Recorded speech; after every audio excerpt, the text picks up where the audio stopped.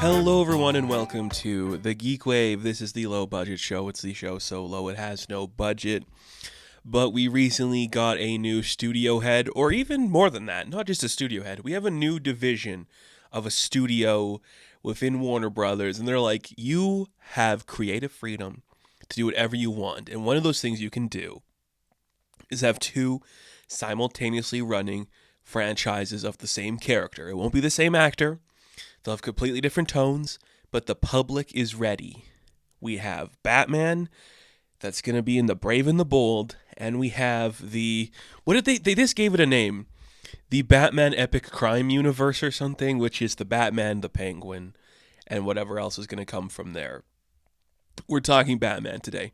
Specifically, how does the new DCU handle the Bat family? It's a topic I'm sure a lot of people have talked about forever, but I want to get into it now because I think there's a lot to unpack with what that could be, especially considering how we're going to handle certain things. I mean, we'll get into it. Look, we'll get into it. There's a lot to go through there. And before we do that, we got a little bit of news to talk about, like always. It was New York Comic Con this past weekend. So there was some really cool comic book news that came out. We're not going to get into all of it. I talk about comic book news when I do like my weekly comic book reviews. I'll say this. It's about time. We had an Aquaman ongoing come back. January 2025, an Aquaman ongoing launches of Jeremy Adams writing. Absolute Martian Manhunter is coming out in March, which looks incredible. It's going to be very fun. Javier Rodriguez doing the artwork there, who did Zatanna Bring Down the House, which is a gorgeous looking book. And Martian Manhunter is another one of those characters that could fit into that aesthetic really well. We also have One World Under Doom, the Emperor Doom event that's going to be coming out from Marvel. There's Spider-Verse versus Venomverse. I don't know. Don't know about that one. A lot of cool, exciting stuff in the comic book world. And we'll see where that goes. Absolute Batman really annihilated things, so I think we're going to see that continuing and some cool stuff coming that way. Okay, a couple things to talk about. Few trailers, some stuff about movies that we're like apparently going to make for some reason. Some of them you're like, I guess this could be like a Megalopolis again. Other ones you're like, hey, don't make this. And then some Christopher Nolan stuff. We talked about Christopher Nolan last week. Some more stuff came up. So first thing we're going to talk about is a trailer that came out for this new movie from Isaiah Saxon called The Legend of Ochi. I don't know anything about this film. I saw the trailer because it was just like on the feed, but it invokes a very specific feeling. It's an A24 film, so that in itself is going to give people feeling a certain way about it, but it's kind of like a mystical creature that lives in the mountains of this faraway place, and this girl befriends it, and we do like an E.T. with it, but a little more like tropical and mountain range than like suburbia. It looks really fun. I really enjoyed the vibe this trailer gave off. I like the tone we're going for. It looks really cute, and the creature looks really fun. I think this could be like a sleeper hit, that maybe you want that feeling again. I don't think it's like a straight-up horror movie, right? I think it's just more like an adventure film, like a fantasy adventure film, which is really cool. Like, we need more mid-budgeted stuff in that genre where it's just aimed for a younger demographic. That's what this should be, and I think that could do really well for A24. I know they were saying recently they want to like move into like different type of stories and not just do like a one type of thing. So this could maybe like branch them off into doing like different types of genre things. Small, not like a huge budget, but just here we go, nice little family film that's kind of cute and silly and maybe kind of dark because it's A24 and like Willem Dafoe's the bad father in it or something. We'll see how that goes. But Phil Wolfhard is also in this. Emily Watson is in this. So it could be a really fun endeavor. Very curious to see how this one's going to go. I think it looks really cool. And I'm excited to see what that could be. So The Legend of Ochi, that comes out in February of 2025. I think that is the first like big 2025 film we're talking about as we like get into the season. No, I guess we talked about Mickey 17 and The Wolfman, which both got trailers recently. I think we talked about them before, but that's pretty cool. It's kind of interesting that like January used to be kind of like a dead month, And we got like a Bong Joon-ho movie coming out, and then like a Wolfman movie in that month now. That's pretty crazy. And then the following month we got this and Captain America. So that's interesting. I wonder how that's going to go. Moving on from there, we are kind of following up on a story that's been developing for a while now. Some of you might be familiar with director, acclaimed writer Elaine May. She has made some really interesting films. I love all of her films. She's made 4 films. They're all very good. A New Leaf, The Heartbreak Kid, Mikey and Nikki, and then Ishtar. All of them in their own way are fantastic. Well, she has this long gestating project she's been trying to make forever called Crackpot for the longest time. Dakota Johnson's been attached to it. Well, just recently, after speaking on the Big Picture podcast, Sebastian Stan said that he is set to co-lead that new film if it ever gets made. They are just looking for an insurance director, which is just somebody who can shadow Elaine May if things go wrong or if something happens. Like they people want to make it. They just don't want Elaine May to be the only director on set, which is probably for a couple reasons. One, she is 92 years old. And 2, she is a complicated and fussy person. So imagine those 2 combined. That could be messy. But I think 2 people that are perfect for an Elaine May film are Dakota Johnson and Sebastian Stan. I mean, if this ever gets made, which I don't imagine it ever would, because how would that ever happen? I think these are great for that movie. I love it. And Sebastian Stan, he knows what he's doing with his projects. He's had a really great year with 2 incredible films, A Different Man and The Apprentice, 2 of the best performances I've seen this year, honestly. If he wants to attach himself to an Elaine May thing, that is the equivalent of Oscar Isaac attaching himself to Megalopolis. I don't know if he'll stay on board, but it's interesting that you backed that horse. I really like it. Stan seems like a guy that would really like Elaine May. He kind of has no, maybe not like a Cassavetes thing. He's got the perfect mix of Cassavetes and Peter Falk. So I think he's the perfect choice for her. He could be is he a Beatty or a Redford? Which one do you think he is? Comment down below, is Sebastian Stan a Warren Beatty or a Robert Redford? I think he's a little of both, isn't he? He might be more Redford, now that I think about it. He's not as sex crazed as Beatty. But it's interesting. I don't know. I'm looking at him who's the classic guy he resembles. I guess it'd be Redford, maybe. But again, Peter Falk too. He's got that energy. Speaking of energy, Paul King, a director who is coming off the high of Wonka. He might have just found his next project, and folks, it is a doozy of a film. Are you familiar with the concept of Prince Charming? Of course you are. You have probably seen a Disney movie. Well, for some reason, Disney wants to make a Prince Charming movie, and they're looking for Paul King to direct. And you're like, okay, that sounds terrible.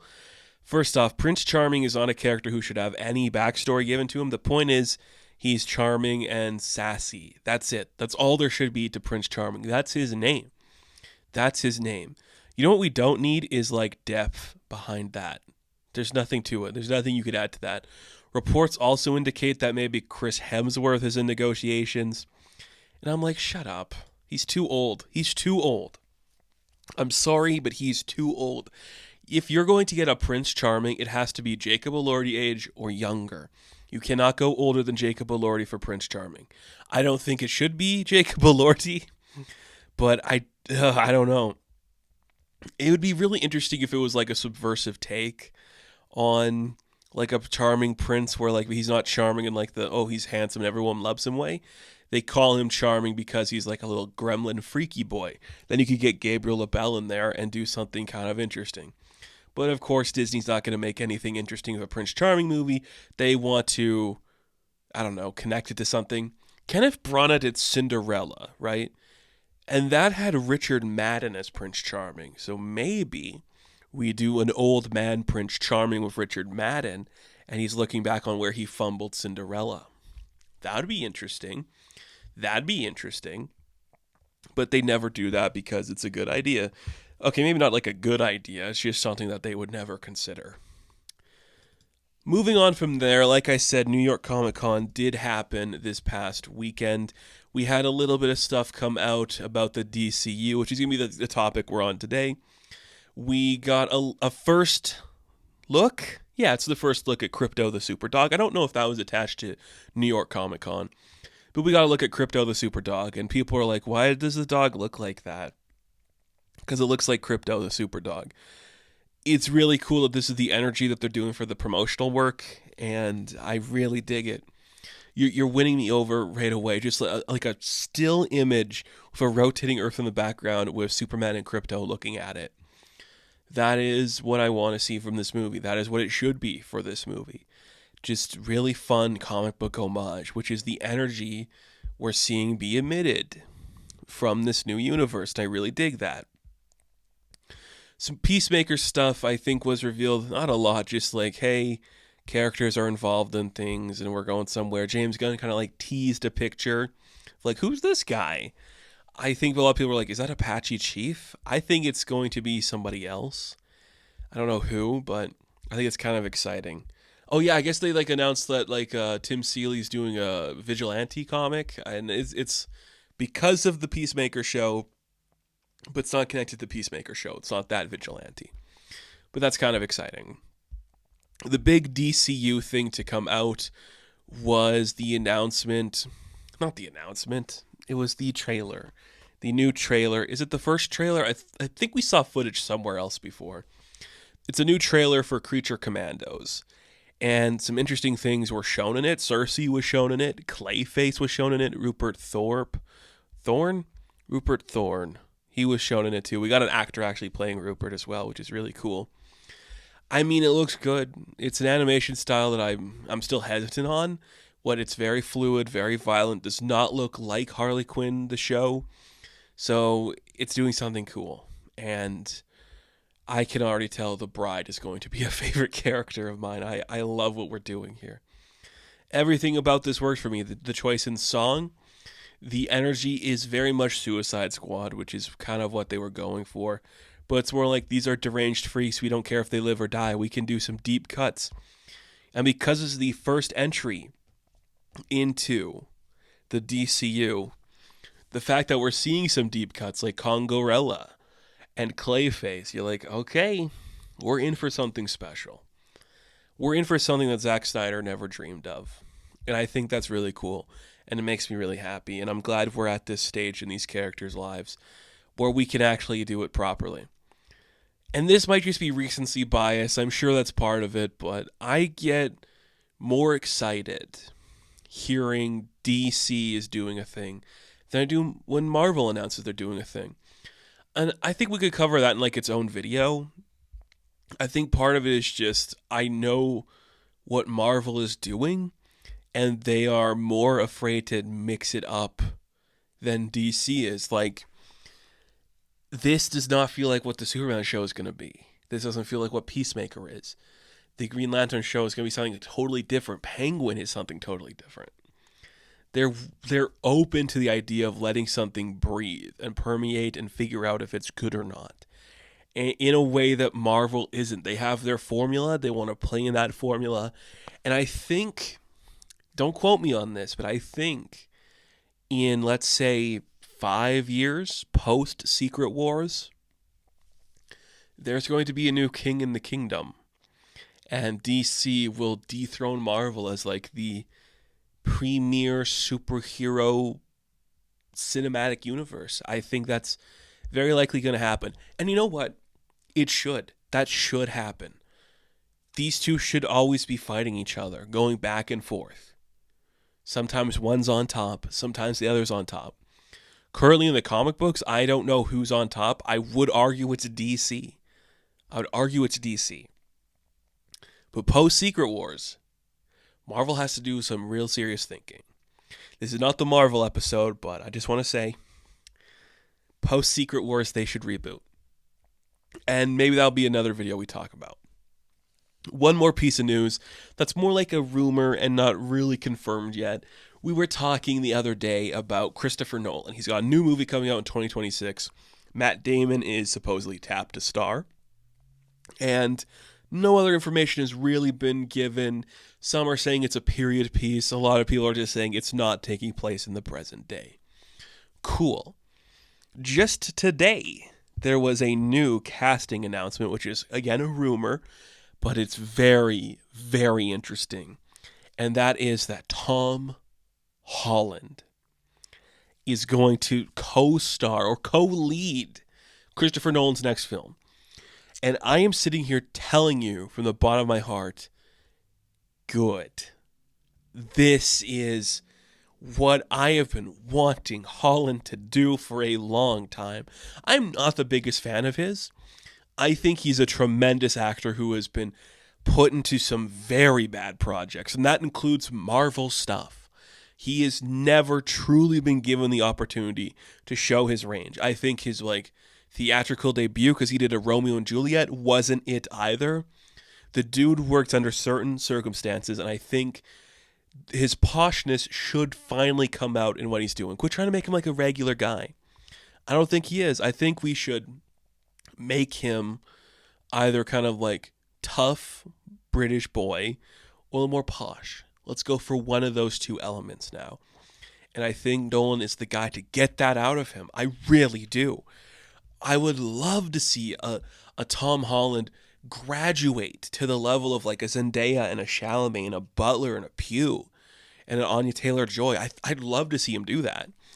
Because aside from Spider-Man, which again is one type of thing that even if you aren't good at it, you're going to do fine in it, you have yet to dip your toes into something that people like, you know? Uncharted was fine, I suppose. The Crowded Room was an interesting attempt. Cherry was an interesting attempt too. That's you going back to the Russos. This should be it. Get away from like these people, this energy. Go do something there and make it special. That's awesome. I hope this is true. I'd be very excited to see what Tom Holland can do leading something like this. That is all the news we have. We're going to take a quick break, and when we come back, we're going to go enter the world of Gotham City. Man, I said that. We're going to go enter the world. Okay, let's do it.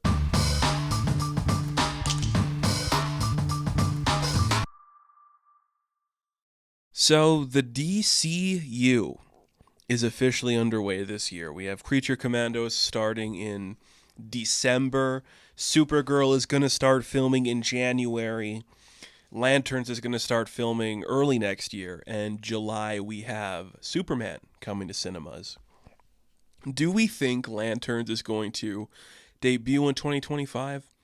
I think it could. I think like what Gunn has proven is like they can work really fast and get stuff done. And if they're really, really prepping, we could see it maybe fill like the December slot if they do it right.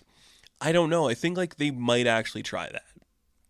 But during the initial announcement, when we learned about these 4 projects, we also heard about a couple other ones like an Amanda Waller show, Paradise Lost, The Authority, Swamp Thing. What was the other one? Was there another one? Booster Gold, right.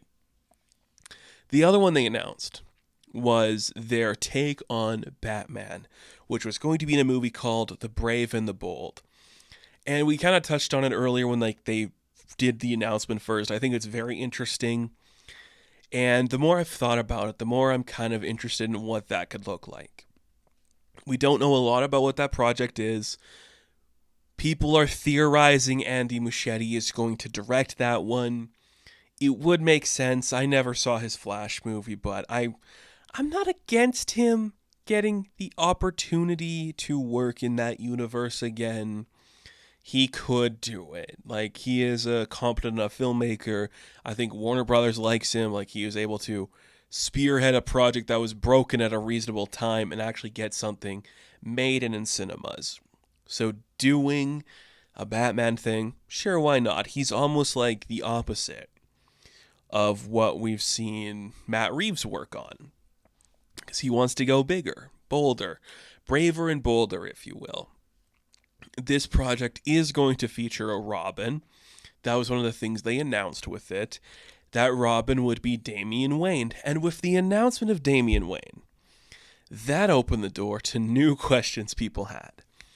First off, why are we starting with Damian?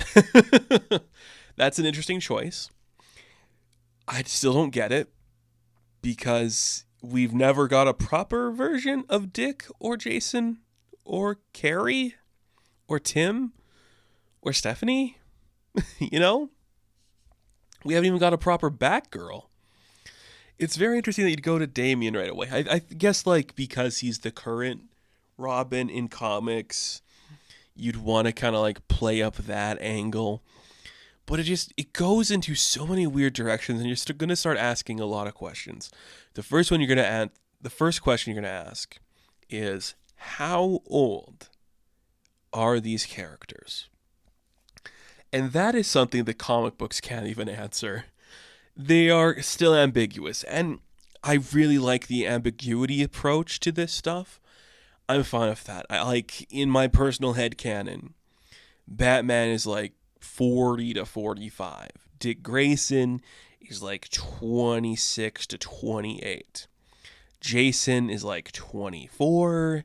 Tim is 19 to 18. That range. I would put Barbara in the same range as I would put Dick. Stephanie maybe 20, 21. Cassandra 20, 21. And Damian, I think, should be 13 to 15, depending on how you want to play that up. I think you could put like Luke in like the 20 range too. The current comic books have definitely like been very ambiguous with their ages. Damian's kind of presented now as like younger than a lot of them. But it's really hard to say like any of the current characters that I mentioned aside from Damian and maybe Tim read like teenagers. And that can be very complicated, because this is our first introduction to a Batman in this movie universe, and you want to introduce his teenage son. So that asks the question, how old is this Batman? Now, our Superman is an actor who is going to be, I think, 30 to 31 by the time that movie comes out. Our Hal Jordan is 58. It doesn't matter. But if we're going to do like a timeline where Batman and Superman should be around the same age, that means our Batman actor should be somewhere between 30 to 40, which is reasonable. Finding an actor to fill that role, I think, is either going to be really easy or a complete challenge. I don't know how many people are like jumping at the bit to play Batman right now. But that again goes to the other question. How old do we make all of these characters? And this movie was also supposedly going to give us a larger look at the Bat family. So I want to take some time and just think about like, how do we introduce this? Because I have some ideas. I've been thinking about this a little bit. It's the same thing I think about with the comic books. How old do we want to present these characters? So let's start off with Batman in this universe. How old do we make Batman? He should be operating for a while, and I think year one is not what we're doing here. That's clearly not what we're doing here. Clayface is in Creature Commandos. You know, they were already teasing a Bane and Deathstroke adjacent project. This is a Batman who's established, but they are not going to do the Ben Affleck type of established, which is like Dark Knight Returns. I don't think we're going that far.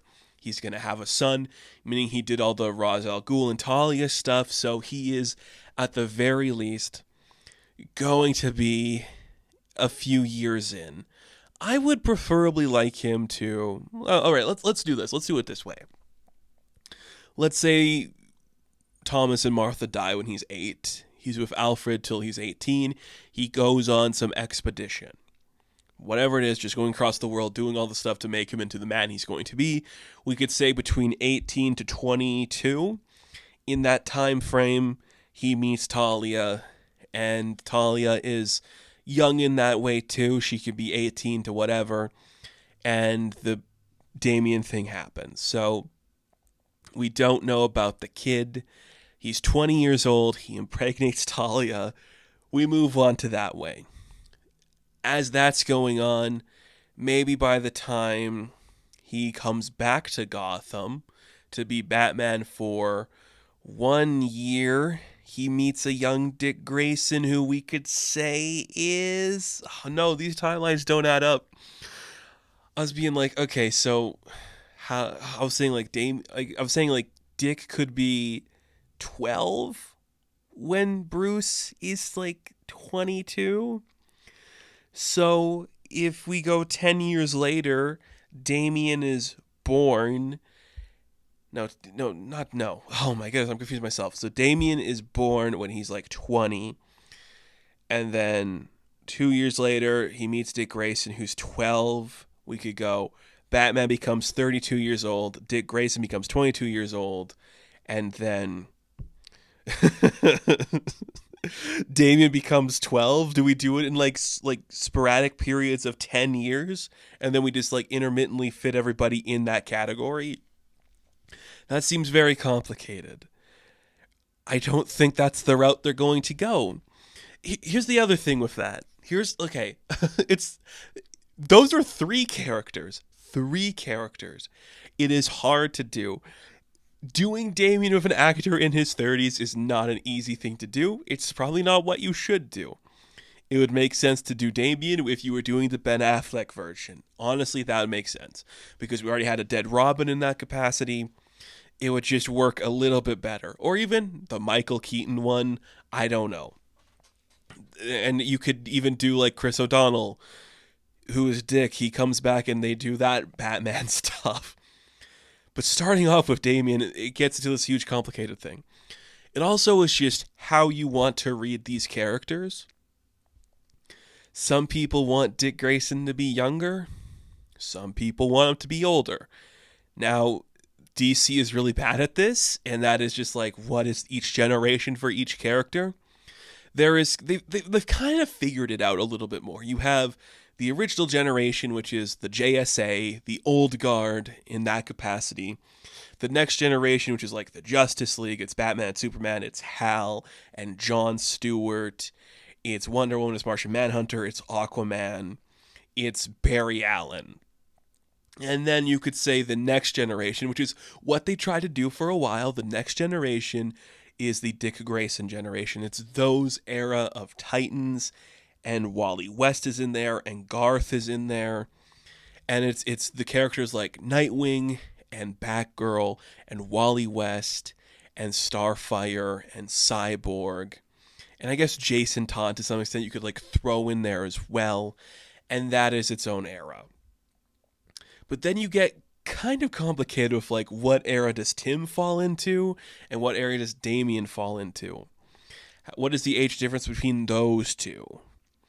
And that is very complicated.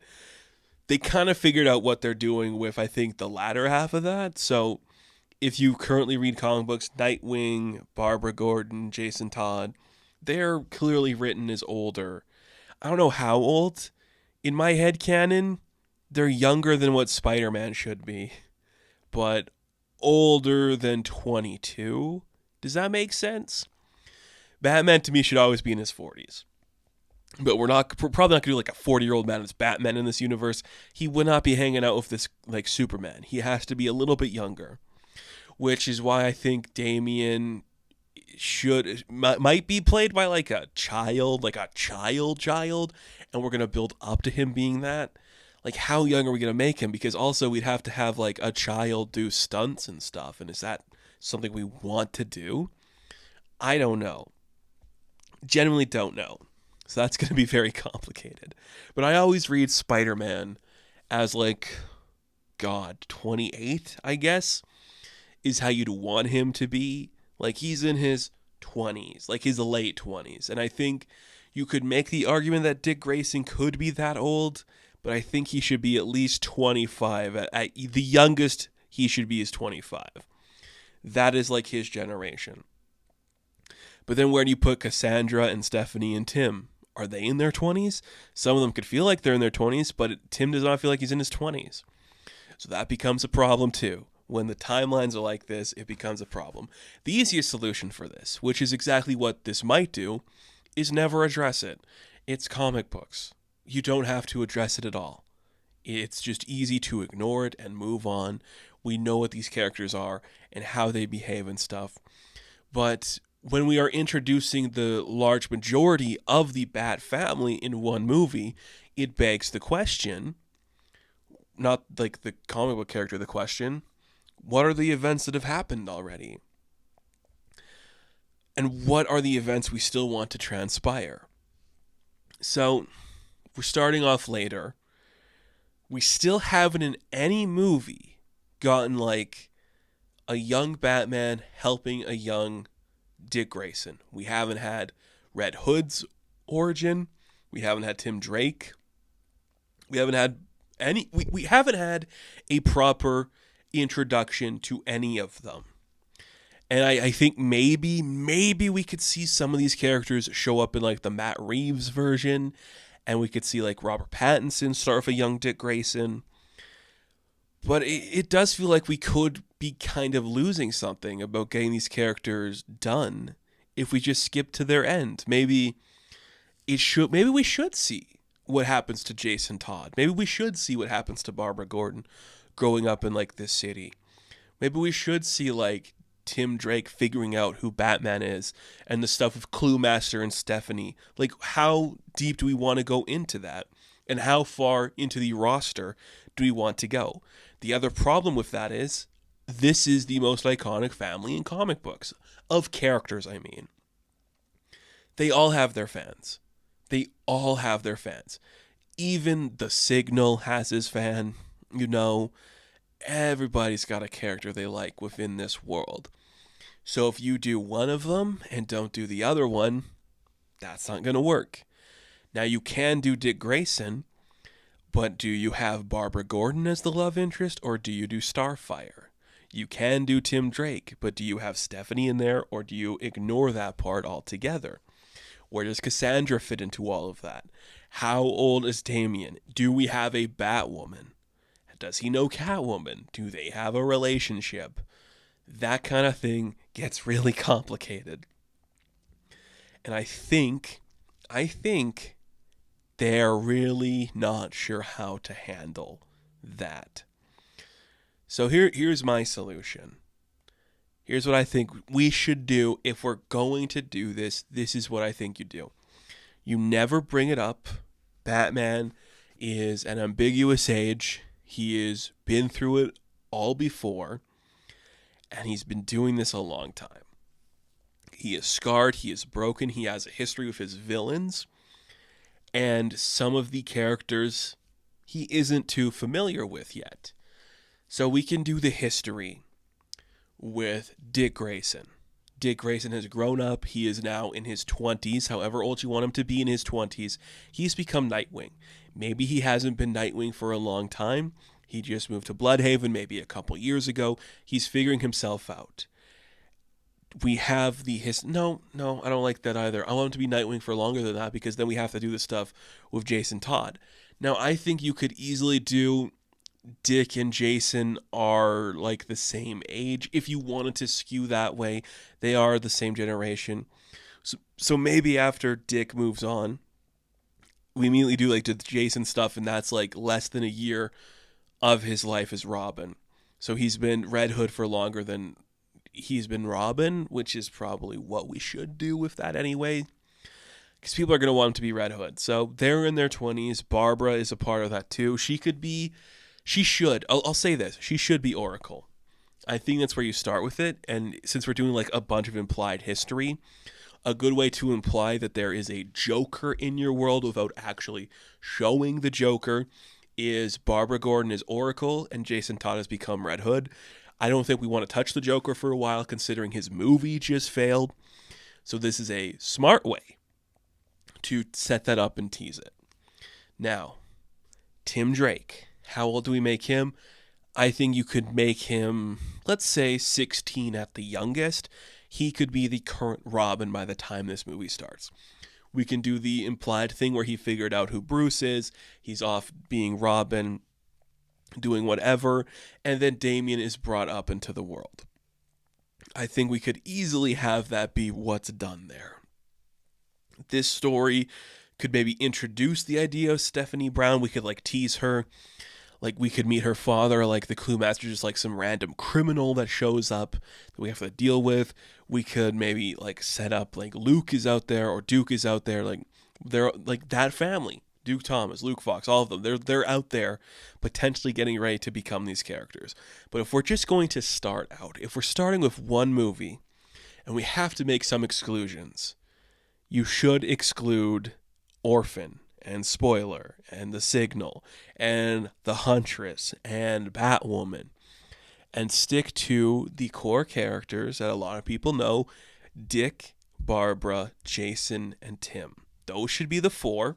And since we're introducing Damien, we introduce him to the universe, but the rest of them have established histories in the universe. And this could lead into something else that we're not really sure of what's going to happen yet, which is the Teen Titans project. They are doing a Teen Titans project. There's nothing confirmed about it yet. We don't know what that is. One thing we do know about this universe, though, is this is going to be more like Star Wars than it is like Marvel, where we're going to tell stories in different sections of time, and there doesn't really need to be everything fitting. So here's what I would do. Some of the key stories we have to talk about, like Dick becoming Nightwing, Barbara Gordon becoming either Batgirl or Oracle, and Jason Todd's death, those are things you bring up in the Teen Titans movie.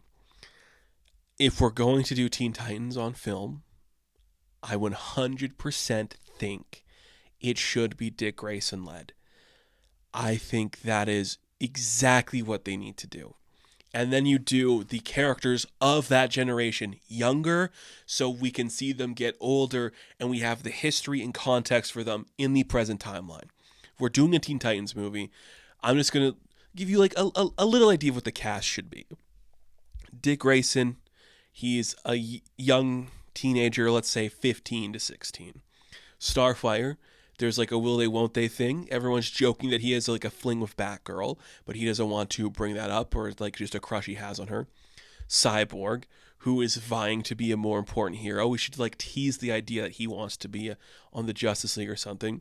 Beast Boy, Raven, that's the core one. That's what everyone knows from the cartoon. They should be there for sure. Donna Troy should be on that team. Aqualad should be on that team. Speedy and Wally West. Those are the characters I think should be on that team. And then you can establish like, okay, we have a Green Arrow over here. We have an Aquaman over here. We don't have to talk about those characters yet. Not even Wonder Woman has to be brought up. But if we just establish their sidekicks, it already makes this universe feel more whole and collected. So they're all together like this young generation who is the first young generation. They aren't kings of Atlantis or the heroes of Star City or the child of Hippolyta. They are just people coming together that are young, seeing this world and working on it together because Dick Grayson wants to do more and he wants his generation to do more. And there you can imply one of the reasons Dick Grayson wants to do more, why he chooses the identity of Nightwing, is because of events that happen with Jason Todd. When he struck out to do his own thing, you could do it where he becomes Nightwing in the Teen Titans movie or whatever. I think you could have him already be Nightwing and this is like him establishing his Titans team. And then he's like, well, I saw what Bruce did and how it broke this guy who I kind of was familiar with. I want to do better than that. I don't want any more Jason Todds to happen. I want us to do better. And that's why he creates the Titans. You could, if we're fudging the timelines a little bit, which we kind of have to, the impetus for Dick Grayson becoming a Titans leader and leading the Titans could be because of Jason Todd. And then that could set up their characters in the Brave and the Bold. And that could come out after Brave and the Bold too, because we know the silhouette of Red Hood and Nightwing. We do the establishing stuff later. That's how it could be set up that way. I think that would work fine. And then you get the story with like them as teenagers, so they can be ambiguously old later on. If we could even cast two actors. I think that's something we're going to see happen in this universe. I fully do. I think casting Kyle Chandler as Hal Jordan is because we want to see the end of that story. But if we want to tell the earlier version of that story, we could with a younger actor. I think we're going to see that. So that's how you could do it. And then you have Tim as the main Robin in the Brave and the Bold movie, introducing Damien. And then in sequels, Orphan Spoiler Signal. I like those characters too. I do like them. But you have to draw the line somewhere. You have to build it up somewhere. The other reason I think you should really focus on like the Dick and Jason story for like maybe like their younger years or just together is because they're working on that Sway Box animation movie, which features those characters as like contemporary Robins side by side, and you could really parallel their story of like one of them becomes like the good son, the bad son, and then how they become the people they are, kind of like Optimus Prime Megatron vibes if you want to do that, but just for the same family. It's really hard and it's going to be a challenge to truly figure that out, how you want to do it, how deep is this Batman into his world.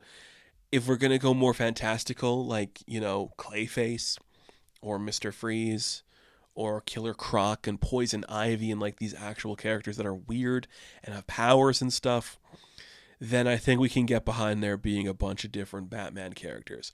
Now, Brave and the Bold does not have Batman in the title. It probably will by the time the movie comes out be called Batman, the Brave and the Bold, which does sound ensemble-y, so you can have other characters show up, even just random ones throughout it. Now, another thing they could do, because they did show it in the marketing for this idea, is just have Dick Grayson be Batman. Now, I don't think they're going to do that. That is something you should build to, if you ever do it at all, because I think Nightwing can stand alone on his own. But it's possible we could actually have Bruce be older, of the generation that is Hal Jordan. Now, I don't think they're going to do that, but you could do that, and then he could have like the history. You could already have such a long history that when his son shows up, he's like, I can't even remember when that happened. The Talia stuff was so long ago. I'm thinking about Azrael and shit. And look, I have problems with Azrael as a character and like the whole like, Nightfall era. Pretty cool to do that in a movie in 10 years. If this movie, Brave and the Bold, comes out in 2027, in 2037, I'd love to see Nightfall happen. That'd be freaking sick. But I don't know. It's kind of complicated and confusing. I don't know how they're going to manage it. I don't know how you would manage it. It's a lot. And you have to make some sacrifices somewhere. If you never do Huntress, if you set Huntress up in a Birds of Prey thing, or even Batwoman up in a Birds of Prey thing. Now, I think you could set Batwoman up in a Question project. Maybe if we're doing Renee Montoya, that'd be a good place to throw her. Where do you put Catwoman? Where is Harley Quinn? What stage is Harley Quinn on? These are all questions we don't know the answers to, but I think where you should fudge the timeline is just don't acknowledge this Batman actor is only 35. Say he's been doing this for a while. We can say Damien is a genetically modified person, so if he's only, a test tube babe that's a couple years old, he could look 12, and it'll be fine and normal, and he could still be like a weird, vengeful ninja kid. But Dick should not be, in this movie at least, should not be under 20. If we're going to do a Teen Titans movie where he is the star, yes, he could be 18, but he should not be young. There needs to be some age gap between these characters. You can have Cassandra and Stephanie and Tim be the same age, Jason, Babs, and Dick be the same age, and then Damien, he's younger. He's just younger. But that also leads to the question, like, who do you make what age and why? We know Jon Stewart is probably going to become the primary Green Lantern. Aaron Pierre is around the same age. I think he's like 32. So he's close to David Cornsweet. Guy Gardner's older. He's kind of more in line with Kyle Chandler. So Nathan Fillion and Kyle Chandler are like the older guys. So that makes sense. That kind of works, actually, because Guy was really supposed to find the ring. I'm fine with that. Our Hawk girl is like in her 20s. How old is Edie playing Mr. Terrific? I can't remember. but he seems more in line with like the generation of David and Aaron. So that is pretty interesting to see. The Bat Family is where it's going to get the most complicated. I think you could easily fudge Wally being younger, and if Wally is the main member of the Flash family on the Justice League, he's supposed to be written younger. And Barry could, if you want Barry to be older, like with the Kyle Chandler era, you could do that too.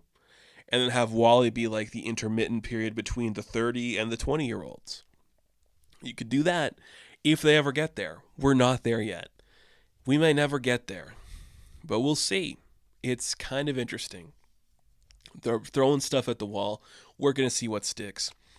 And this one's going to be interesting because we're so familiar with this universe. There are so many fans of the Bat Family. You have to do this one right. And I think you could easily do it wrong. I don't know if they will. But it's going to be hard. That Teen Titans movie is actually going to be the most interesting piece of this puzzle. Are they going to put Damian on the team? Are they going to put Tim? Which Robin do you put on that team? Now, if you want to put Tim on a team, and you could put Stephanie on the team too, you could get something called Young Justice working and then work on that generation, which is Bart Allen and Connor Kent.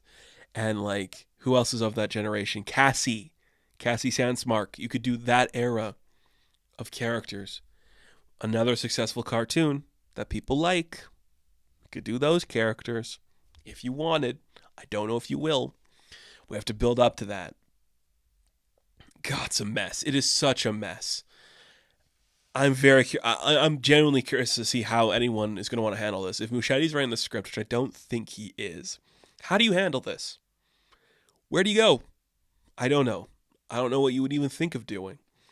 But I'm very curious to find out. It was probably like my least anticipated project, but the more I think about it, the more I'm like, this could be a fascinating study on like how deep into the Batman world people are willing to let Batman go. They only know one interpretation of Batman in the movies, and that is one without a child. But he's got like 100 children. So let's see what people are willing to accept from him. Did Talia rape him? Is that the direction we want to go? Shirtless in the desert? That'd be cool. Oh, that'd be so cool. Neil Adams era Batman on film would be sick. It would be sick. I'd love to see that. But we'll have to wait and see. We got to get Creature Commandos first, and we got to get Supergirl, and we got to get Superman, and we got to get Lanterns. And then I'd imagine this is the next one up and going. Until then, let's see what happens. Thank you all for watching this episode of the GeekWave. Be sure to like and subscribe to the channel. As always, you can check me out on the Instagram, TikTok, and Twitter. And of course, I will catch you in the next one.